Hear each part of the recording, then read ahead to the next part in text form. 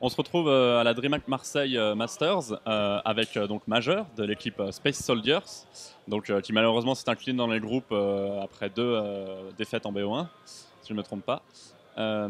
Premièrement, je voudrais avoir un petit peu ton ressenti sur ce parcours. On s'attendait quand même pas mal à ce Space Soldier, monde d'écran, etc. Puis ici à Marseille, on s'attendait à voir qu'est-ce que vous pourriez faire comme dégâts. Comment tu vois ce parcours que vous avez effectué?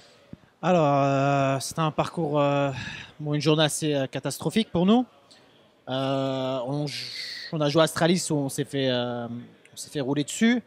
La preuve, ils sont en finale, ils mettent des vrais tollés. Donc moi, j'avais un peu cette impression-là quand on les a joués. Je les ai vraiment trouvés très forts. Genre, on était vraiment.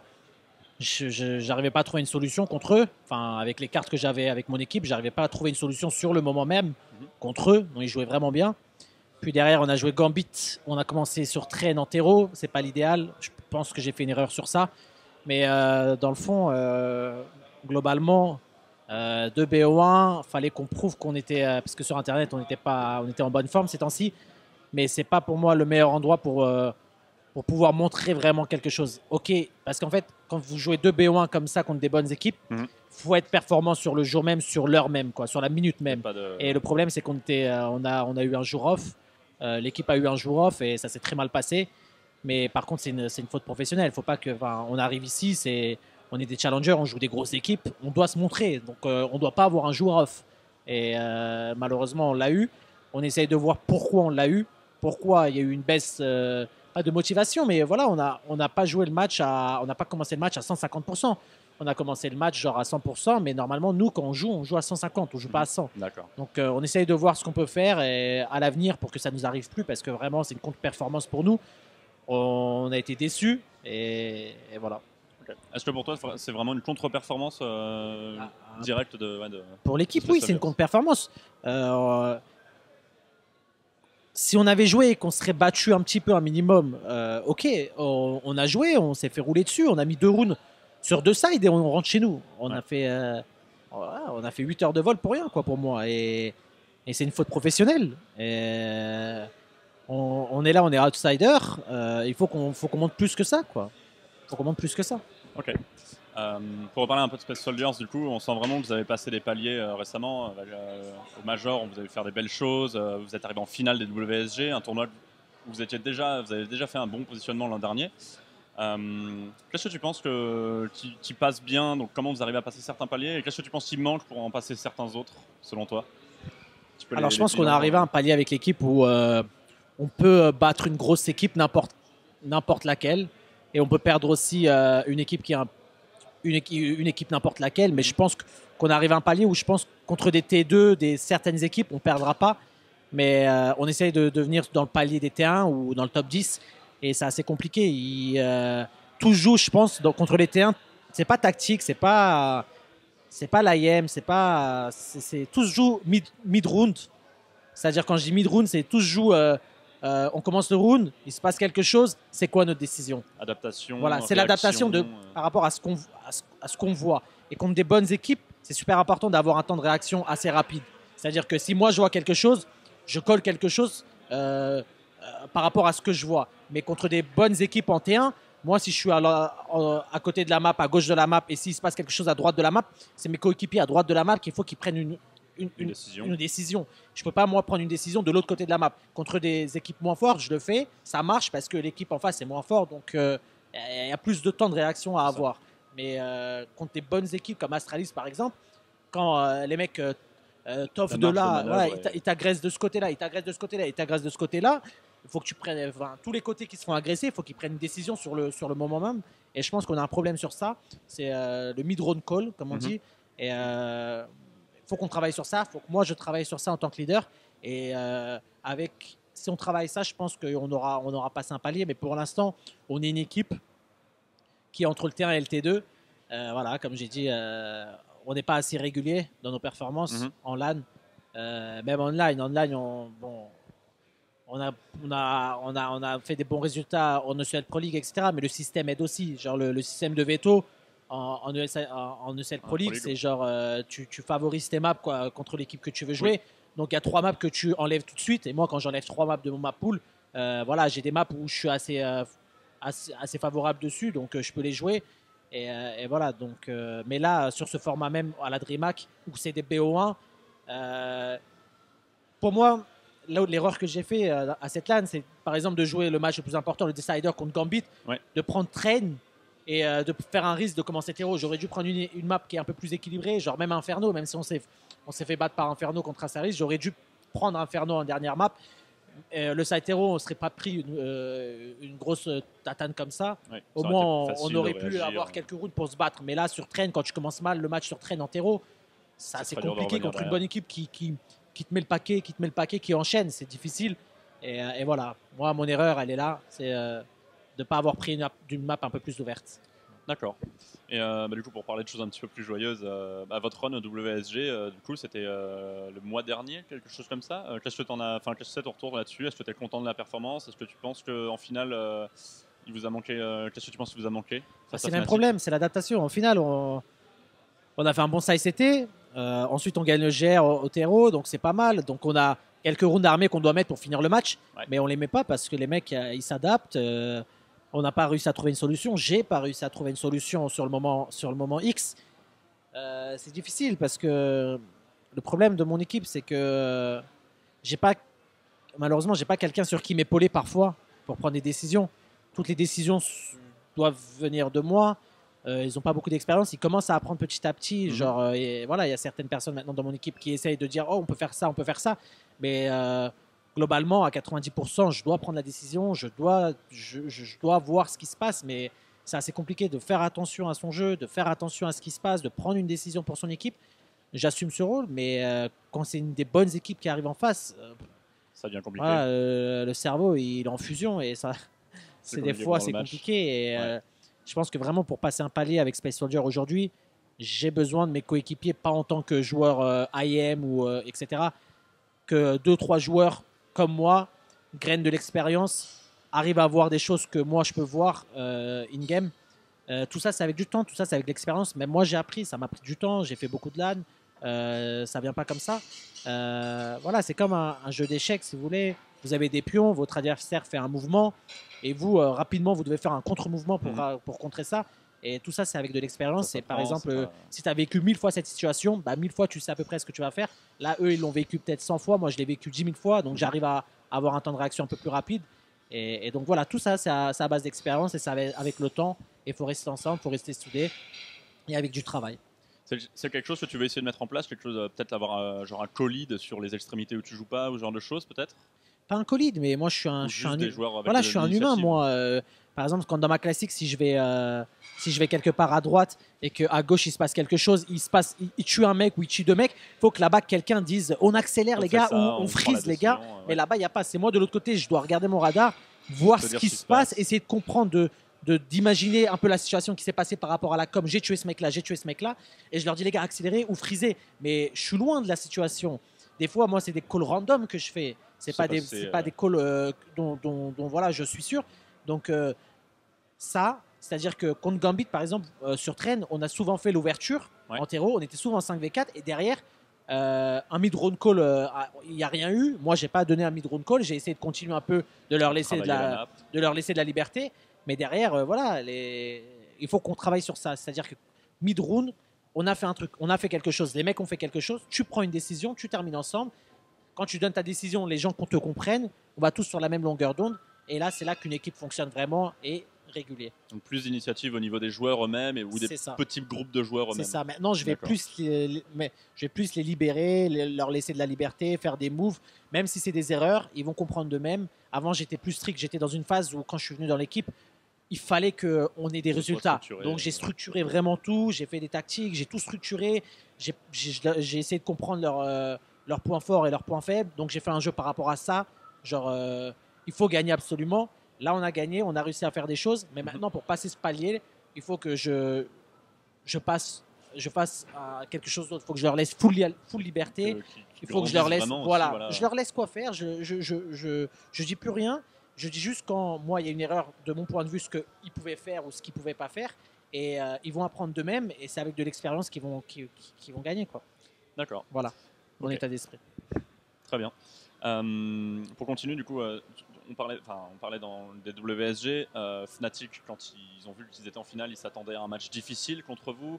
On entend la scène qui parle de vous parce que vous montez, etc.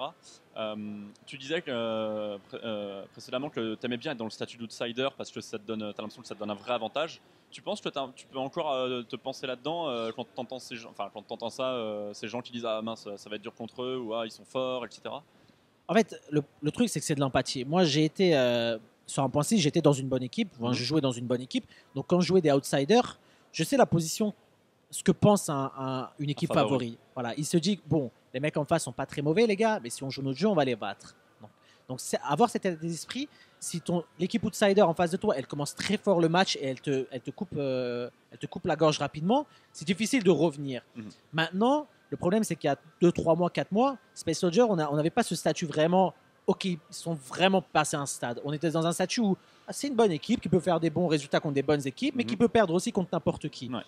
Donc, commencer un match en sachant que l'équipe en face a cet état d'esprit, pour moi, c'est un point fort. Pour moi, c'est une force. La force de l'outsider. Et aujourd'hui, maintenant, certaines équipes, si vous pouvez sûrement, Astralis, quand ils commencent le match contre nous, là, le premier match, le BO1, les mecs, ils savent que s'ils nous laissent un peu de chance, on peut la gratter et on peut gagner. Donc les mecs commencent super fort, ils jouent sérieusement tac et ils nous défoncent. Et c'est ce qui se passe. Les mecs, maintenant, ils se disent, bon, quand on joue ces mecs-là, ils sont pas mauvais, ils sont capables de nous battre. Les gars, il faut jouer notre jeu et on assure. Donc maintenant, on a un peu perdu cette force d'outsider, mais c'est quelque chose qu'on mérite, qu'on a réussi à avoir. Donc il faut aussi maintenant poser ses coronets sur la table et se dire, les gars, ok, maintenant si vraiment on va être une bonne équipe, il faut faire ça. Il faut plus baser sur le principe que comme des outsiders, on va avoir un petit peu ce petit il faut en mettre plus, quoi. Il faut en mettre plus. D'accord. Ok.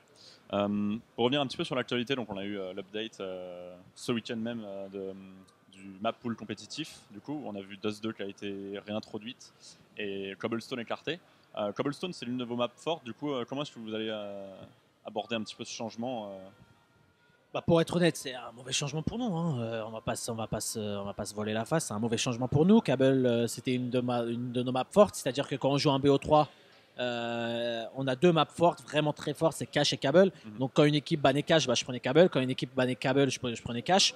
Donc j'étais confiant sur la map qu'on jouait. Maintenant, il n'y a plus Cable. Donc ça va être, il faut qu'on trouve une map il faut qu'on travaille une map où on se sente vraiment à l'aise. On a un bon map pool. C'est pas qu'on a un mauvais map pool, non. C'est pas qu'on n'a pas un bon map pool, mais contre des T1, on a un mauvais map pool. Contre des T2, on a un bon map pool parce que certaines équipes du T2 ne jouent pas nuke. Ouais. Et donc, quand les mecs ne jouent pas nuke, moi, je la banne pas et je suis capable de jouer nuke contre des T2, il n'y a pas de problème. Même si c'est pas forcément une map que tu travailles beaucoup, mais tu sens que ça va se passer. On peut les battre. Genre, par exemple, on a battu Nord sur nuke alors que c'est une très bonne équipe Nord, tu vois. Et Nord, pour moi, c'est du T2, T1, c'est comme nous, quoi. C'est entre les deux. Mais quand tu joues des T1 comme Astralis, etc., et que tu peux pas laisser nuke parce que les mecs, tu as 80% de chance de perdre nuke parce que les mecs sont vraiment forts dessus. Donc notre map pool contre du T1 est pas très bon. Là, ils enlèvent Cable, donc là, ça va pas très bien. Il faut vraiment qu'on revoie notre map pool. Un peu compliqué. C'est pas un bon truc pour nous, mais avec du travail, on va combler ça et il faut rester positif. C'est pas la fin du monde. Non, Dust 2, c'était une map où on était assez fort. Enfin, assez fort dans le sens où mes joueurs, ils aiment bien des deux. Donc on va travailler des deux et ça va être notre Cable. Des deux, ça va être notre Cable et voilà quoi. Ça marche. Pas le choix. Et pour continuer, donc là, on va arriver en juin, il y aura les Blast Pro Series à Istanbul, donc en Turquie. Comment tu approches un peu ce tournoi du coup j'imagine le premier gros tournoi majeur en Turquie, mais en même temps, ça va être, vous avez été invité, c'est que des invitations. Mais vous êtes dans un pool de team qui est quand même un petit peu effrayant quand même. Comment vous approchez ce tournoi du coup ? J'attends avec impatience. C'est un tournoi, c'est une première fois en Turquie à Istanbul. C'est quelque chose qui nous tient à cœur forcément. On joue devant notre public. Les équipes qui y sont, c'est un bon palier au-dessus quoi. Pour l'instant, faut pas se voiler la face. C'est des équipes qui sont plus fortes que nous sur le papier. C'est du Astralis, du FaZe, du SK. On va être Cloud9, on va être outsider. Mais on ne va pas démériter notre invitation. On va y aller, on va tout donner. Que ce soit Astralis, que ce soit SK en face de moi, je m'en fous. Voilà. Comme Makelele disait, je m'en bats les couilles qu'il y a le Brésil en face de moi. Un exemple du foot. On va tout donner et on va se battre, quoi, parce qu'on est devant notre public et il y a de la fierté en jeu. Et Et voilà, c'est important. C'est important de tout donner. Et même si on fait un mauvais résultat, l'important c'est de tout donner. Et, et voilà, le principal c'est ça. Ok. Et donc toi, du coup, tu t'évolues sur la scène turque maintenant depuis environ 1 an, c'est ça?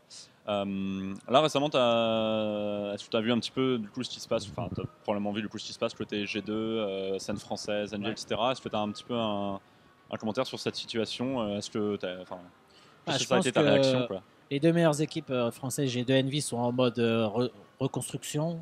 Ils sont en phase où ils doivent reconstruire quelque chose. Ces G2, ils ont enlevé Shox, un des piliers, c'est-à-dire il était leader, donc il avait un rôle assez important.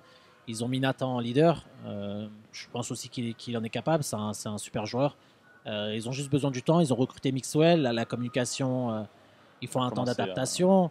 Voilà, les choses, Rome, c'est pas construit en un jour. Donc il faut du temps. Comme nous, on a eu besoin de temps avec Space Soldier. Moi, au début, quand je suis venu chez Space Soldier, j'ai eu besoin un bon 3 mois pour pouvoir leur expliquer mon plan de jeu, etc. Ça prend du temps, c'est pas facile. Et le problème dans ces équipes-là, c'est que le temps, c'est leur ennemi. Mhm. C'est pas quelque chose qu'ils ont dans la poche. Et il leur faut des résultats. Et voilà, c'est à eux maintenant de prouver ça, d'assumer ce statut de joueur de chez G2 et de le faire, quoi. Moi, je leur souhaite que du bonheur, je leur souhaite que de la réussite. Je les aime tous. Enfin, moi, je suis en bon terme avec tous les joueurs, que ce soit Envy ou G2. Franchement, je suis en bon terme avec tout le monde.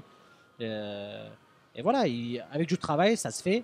Mais bon, s'ils restent sur leur petit nuage, bon, on joue chez G2, on est là, ou on joue chez Envy, on est là, ça va pas le faire. Il faut vraiment qu'ils travaillent. Enfin, vous savez, le talent, c'est important, mais le travail, c'est encore plus important, vraiment. Et même pour les jeunes joueurs qui arrivent sur la scène, les gars, si vous voulez un jour jouer dans une bonne équipe ou faire des tournois, etc., ça passe par du travail. Et sans le travail, même si vous êtes le joueur le plus talentueux du monde, ça passera pas. Ça passera peut-être pour une fois, mais vous ne pourrez pas rester au top. Et voilà, c'est ça qui est important. Ok. Et bah, évidemment, donc, ils ont ramené Mixwell. Alors, la situation est un petit peu différente, mais toi aussi, du coup, tu évoluais sur la scène française avant. Et quand tu as rejoint Space Soldier, du coup, tu t'es retrouvé dans la scène turque. Est-ce que tu as eu. Comment ça s'est passé Bien cette sûr, il y a adaptation? eu. Parce que, alors, je sais pas si tu parlais turc Moi, de je manière parlais turc. Je fluide, parlais turc. etc. Il y Mais a... peut-être pour les call-outs, etc., ça devait quand même, il devait quand Bien même y avoir une sûr, je adaptation. parlais turc, mais bon, c'était pas. Un exemple, je parle mieux anglais que turc aujourd'hui, donc le turc D'accord. c'est ma troisième langue.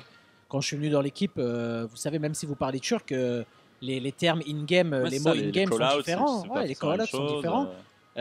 J'ai dû expliquer ce que moi je voulais faire. Il y a un temps d'adaptation. C'est comme j'ai dit, moi, Mixwell il vient de rentrer. Bon, il a pas un rôle que moi j'ai eu chez Space. Moi, quand je suis rentré chez Space, j'étais leader, donc fallait Ouais. que c'était C'était un peu plus encore, compliqué. Moi, encore plus j'ai compliqué. passé 12 heures de CS tous les jours entre quatre murs. Moi, j'avais pas de vie, j'avais pas de vie sociale. J'étais là-bas dans la gaming house et j'avais rien du tout. J'ai fait beaucoup d'efforts. Mais pour G2, voilà, pour revenir à Mixwell, il leur faut un temps d'adaptation.